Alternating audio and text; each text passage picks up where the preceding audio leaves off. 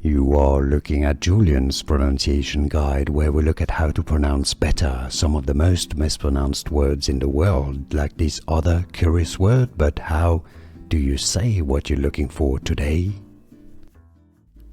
Let's learn once and for all how to pronounce this name, the name of this township in Pennsylvania. If you want to learn more names from PA, make sure to stay tuned in English. And it originally came from French, so no, not French, Welsh. Sorry, I do a lot of French pronunciation too. Uwchlan. Uwchlan was the Welsh pronunciation, meaning above the parish. Now, in English, it's normally pronounced as Uwchlan.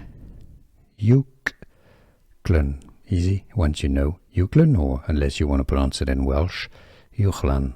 Uwchlan. And now you know.